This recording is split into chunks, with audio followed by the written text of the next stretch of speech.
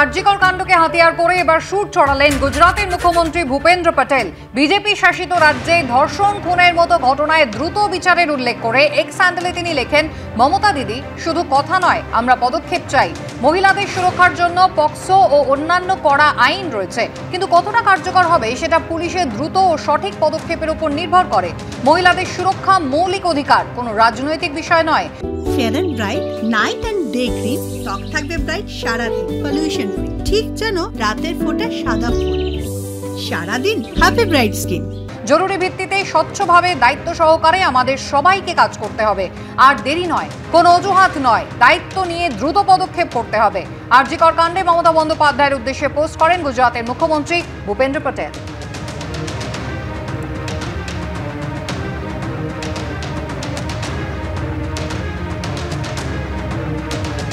অন্যদিকে আরজিকর কাণ্ডকে সামনে রেখে ধর্ষণ খুনের ঘটনায় সাজা ঘোষণার ক্ষেত্রে নিজের রাজ্যের তুলনা টানলেন গুজরাতের মুখ্যমন্ত্রী ভূপেন্দ্র প্যাটেল। মমতা বন্দ্যোপাধ্যায়কে নিশানা করে পোস্টে তিনি লেখেন, সুরাটের পান্ডেসেরায় পক্সো মামলায় 10 দিনের মধ্যে চার্জশিট পেশ করে 22 দিনের মধ্যে ধর্ষকের মৃত্যুদণ্ডের সাজা ঘোষণা করা হয়। পুনা থানার একটি মামলায় 32 দিনের মধ্যে মৃত্যুদণ্ড হয় ধর্ষকের। ভাবনগরের পক্সো মামলায় 24 ঘন্টার মধ্যে চার্জশিট জমা পড়ে, 52 দিনের বিচার মেলে। শুধু ধর্ষণ নয়, 22 বছরের এক তরুণীকে খুনের মামলায় গুজরাট পুলিশ 9 দিনের মধ্যে চার্জশিট দেয়, 75 দিনের মধ্যে বিচার মিলেছিল। কটূক্তি ও হেনস্থার একটি মামলায় দোষীদের 5 বছরের সাজা দেওয়া হয়। আরজিকর কাণ্ডের আবহে গুজরাতের প্রসঙ্গ টেনে মমতা বন্দ্যোপাধ্যায়কে নিশানা করলেন ভূপেন্দ্র প্যাটেল।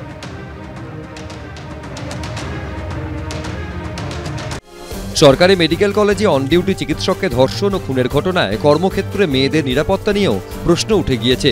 এই পরিস্থিতিতে যৌন হেনস্থার ঘটনা ঘটলে কিভাবে তার মোকাবিলা করতে হবে, কিভাবে আইনি পথে এগোতে হবে, তা নিয়ে শুক্রবার একটি সেমিনারের আয়োজন করা হয়েছিল সল্টলেকে। সেন্ট্রাল ব্যাংক অফিসার্স ট্রেনিং কলেজে আয়োজিত ওই সেমিনারে উপস্থিত ছিলেন মনোবিদ অনুত্তমা বন্দ্যোপাধ্যায়, রাজ্য মহিলা কমিশনের প্রাক্তন সদস্য ভারতী মুৎসুদ্দি সহ বিভিন্ন স্কুলের পড়ুয়া ও অভিভাবকরা। সেন্ট্রাল ব্যুরো অফ কমিউনিকেশনের উদ্যোগে আয়োজিত এই সেমিনারে কর্মক্ষেত্রে যৌন হয়রানি ও তার প্রতিকার নিয়ে আলোচনা হয়।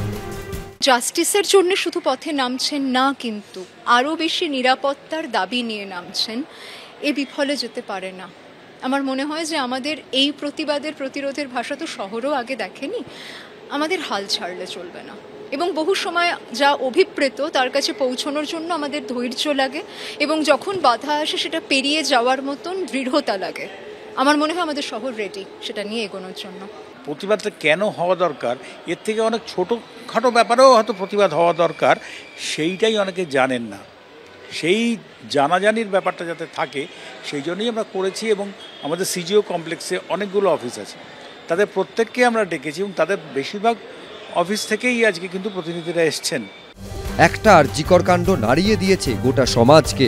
আর যেন এমন অভিজ্ঞতার মুখোমুখি না হতে হয়, এটাই সবার প্রার্থনা। কিভাবে কর্মক্ষেত্রে সচেতন থাকতে হবে, যৌন হয়রানির মতো ঘটনা ঘটলে সঙ্গে সঙ্গে কি করণীয়, তা নিয়েই আলোকপাত করল শুক্রবারের সেমিনার। অতসী মুখোপাধ্যায়ের রিপোর্ট, এবিপি আনন্দ, কলকাতা।